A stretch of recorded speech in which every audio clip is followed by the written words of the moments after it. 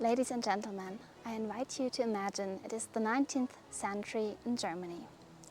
Scientific discoveries are made, universities become a vibrant place of research and discussion. And especially the natural sciences like physics and chemistry are triumphant as they are offering objective truth through empirical observations and universal laws. Other fields of research had to face a daunting question. Could the messy complexities of human experience, culture and history ever be studied with the same scientific rigor as you could find in the natural sciences? This was what can be referred to as the crisis of the humanities in the 19th century. It was into this turmoil that Wilhelm Dilthey stepped. He was a philosopher, historian and a psychologist, born in Biebrich near Wiesbaden in Germany, whose early studies in theology and philosophy quickly led him to grapple with this very problem. Dilthey is rightly considered the father of the Geisteswissenschaften, the human sciences or humanities, because he provided the most comprehensive and influential philosophical and methodological framework to establish their unique scientific standing next to the natural sciences, but distinct from them. His core argument was that the human world requires a unique approach centered on understanding, on verstehen, instead of explaining the causal explanations that the natural sciences would use. This idea became so influential that the Geisteswissenschaften are today tightly connected to the name of Wilhelm Dilthey. In this video we want to explore this crisis of the humanities, what it all had to do with historicism, the role of hermeneutics, and especially the role of Wilhelm Dilthey in giving the Geisteswissenschaften a role and theoretical grounding next to the natural sciences. So if you're ready, let's get started.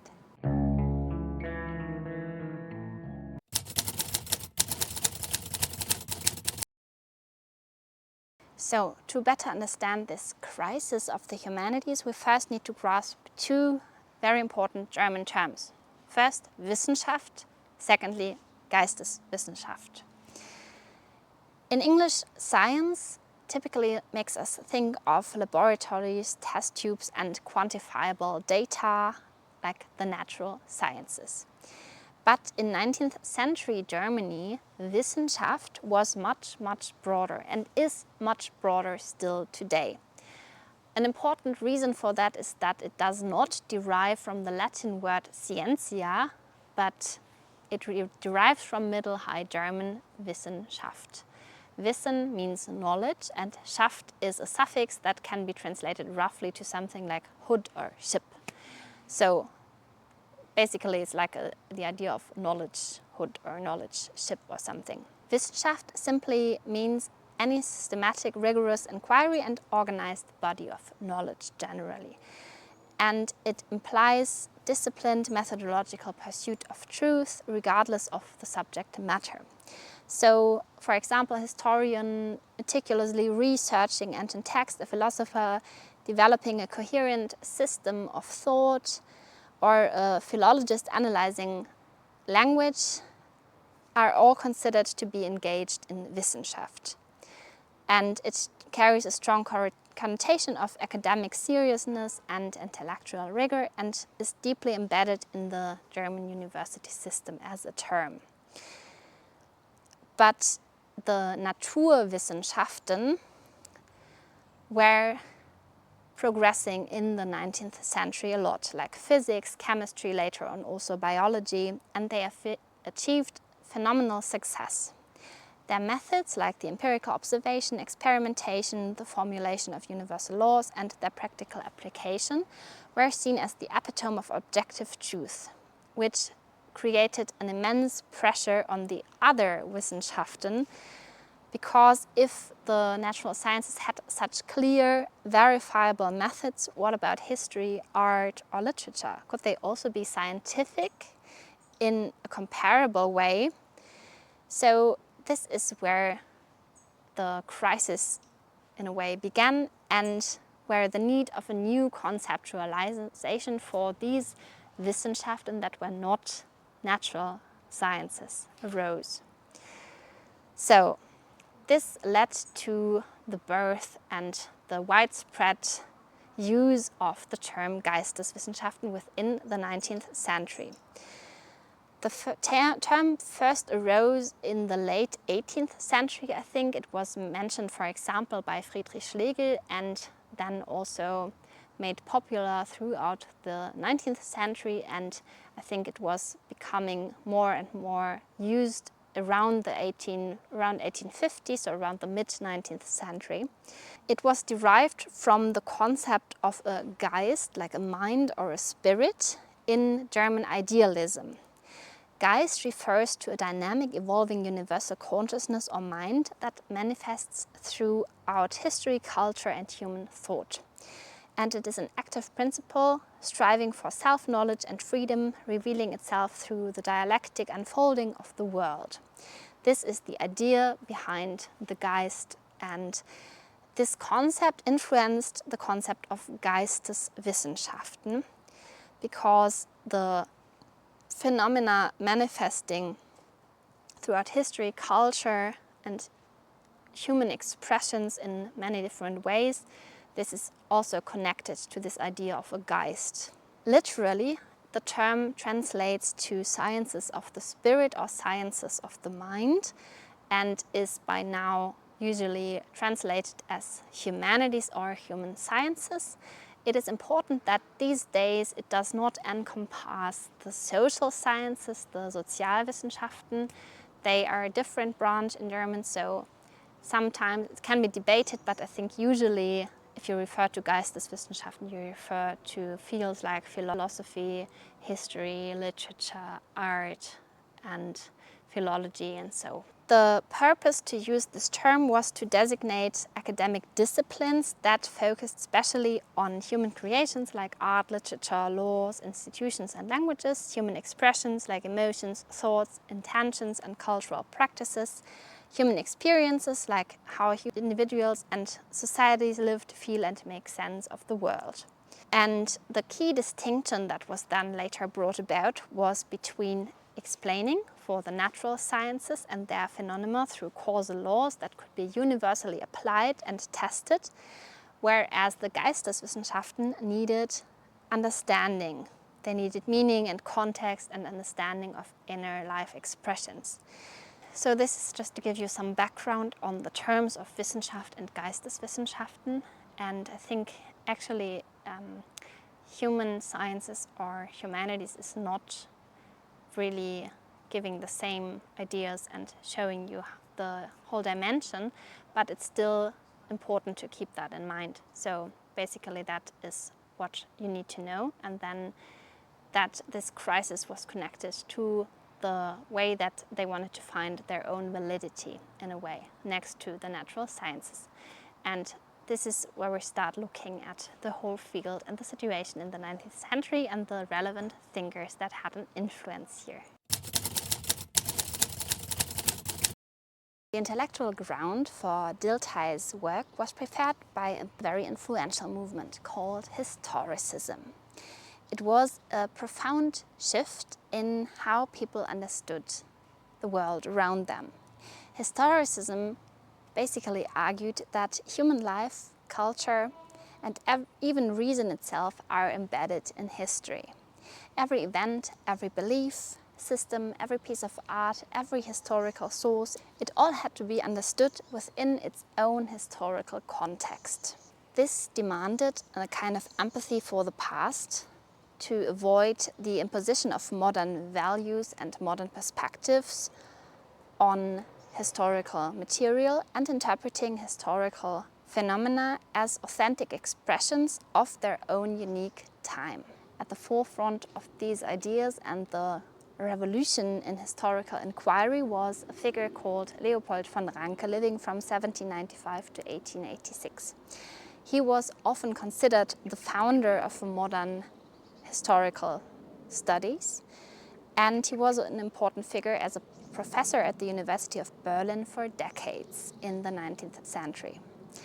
He developed a new rigorous approach to historical research that is called with the slogan today, wie es eigentlich gewesen. So Ranke famously declared that the historian's task was to show how it actually was.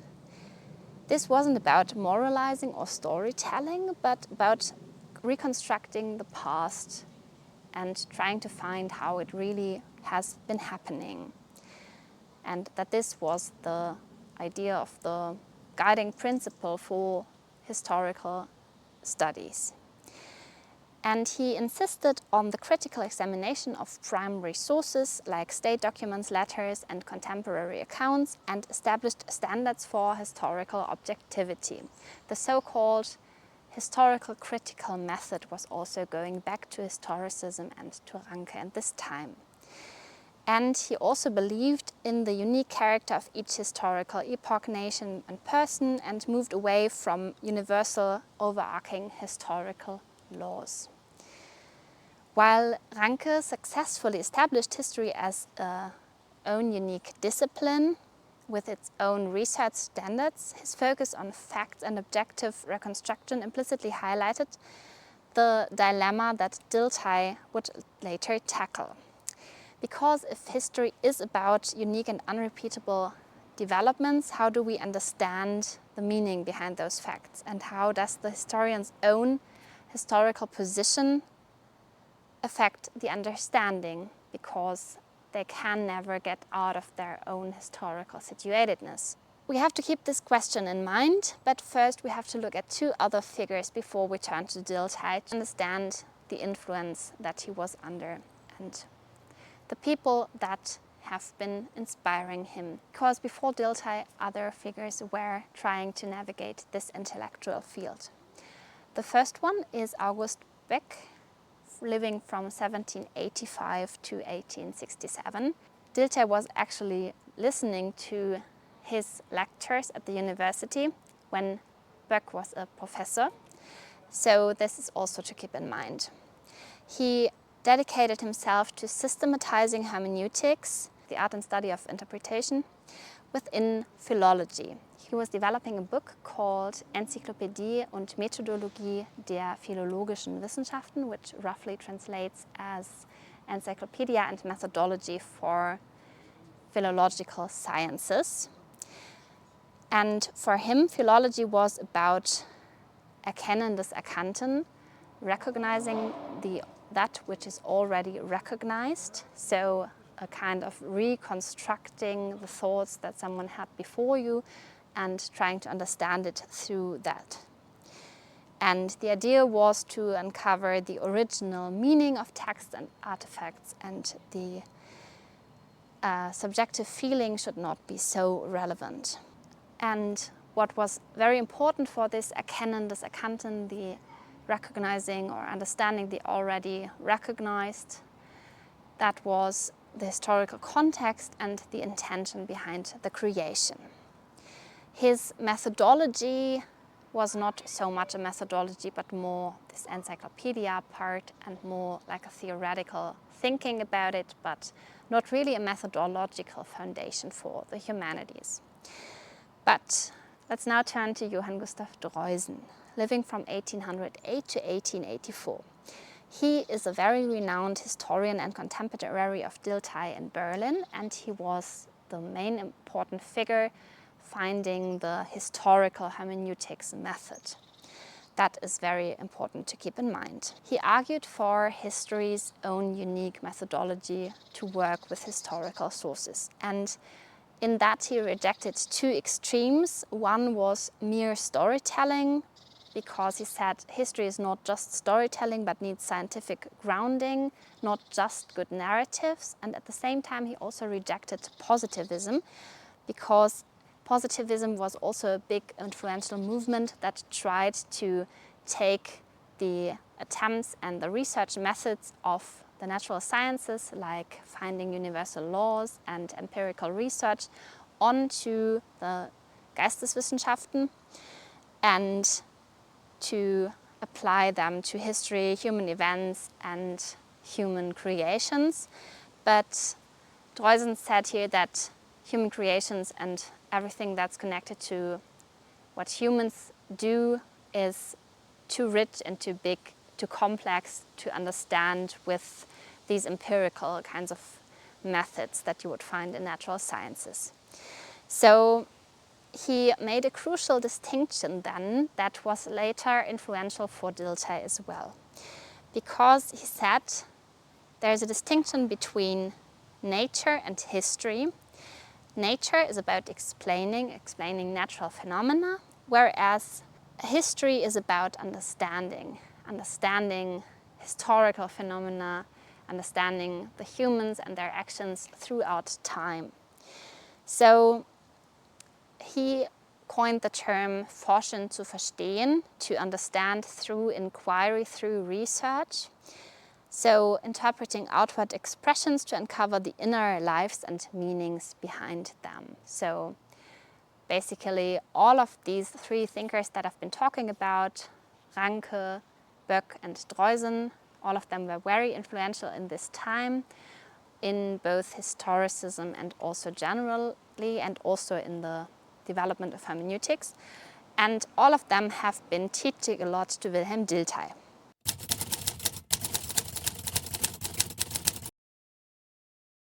What does Dilthey do with all of these ideas that I've presented to you by Ranke, Droysen and Böck?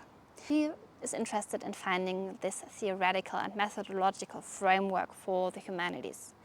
And he finds it actually in hermeneutics, because he says the very way that humanities are distinct from natural sciences is through understanding, because they don't have to do with natural phenomena and that can be observed and repeated and empirically studied and found with universal laws and the like, but they are human expressions in different kinds of ways, like art, like creations, like writing and such. And therefore they need a different approach. They cannot just work with explaining, but they need understanding. Therefore they need hermeneutics as the art and study of understanding, which is interested in the way how we as human beings work, how we express ourselves and how we can understand each other. By being so enthusiastic and engaged in this, he became the father of the Geisteswissenschaften, and he tried to provide this framework. He says essentially that the human world is lived experience and not just observed phenomena. And therefore, hermeneutics can serve as the grounding theory and method to approach all of these lived expressions. He defined verstehen, understanding, as a skilled understanding of permanently fixed life expressions. Permanently fixed because they are fixed in, like, especially being artworks, being creations of the mind, of philosophical inquiries or written text, something like that. He was first and foremost focused on those. And he says that our inner world only becomes accessible through the externalizations of what we experience. So our experience needs expression and then it needs understanding. So this happens primarily through language, and this is also why we need to learn language and why we need understanding through language, but also art and institutions and actions. All of these can be understood with hermeneutics as well. And he built this framework around what I already said, this experience, expression and understanding. Erleben, Ausdruck und Verstehen. Experience, the Erleben, is the raw and lived inner reality of individuals. It is subjective and rooted in their historical situatedness. So the experience that they have of the world and is unique and subjective in a way, but that is the way you could only grasp people. The second is the expression, the externalization of the experiences through language, art and customs, for example, that make their inner life accessible to others. So the idea is not that you get into the mind of someone by, I don't know, some kind of esoteric ritual or something, but rather you really try to understand and to relive these experiences, these expressions that are externalizations of the experiences of the person. So you have the experience, the expression, and then the understanding. And the understanding, the Verstehen, is the interpretive act of reconstructing the meaning of the expressions by relating them to underlying experiences and the historical context. That is the way you do understand eventually. And for all of this, the hermeneutic circle is the very most important core principle. And it just says understanding parts through the whole and understanding the whole through its parts. So you always have to go back and forth, and you always come with your own preconceptions and prejudices to understanding, but you have to reflect on it and you have to keep a repeated effort to understand better and better. And the challenge here is just to make this inquiry self-critical and to never stop with doing it, because you can eventually not avoid misunderstanding, but you have to repeat yourself in doing that. Dilthey was also addressing one problem that was raised in historicism, which was the risk of relativism, because if everything is somehow subjective and just connected to its very own historical situatedness, is there anything like an objective truth and a way that you can find this truth?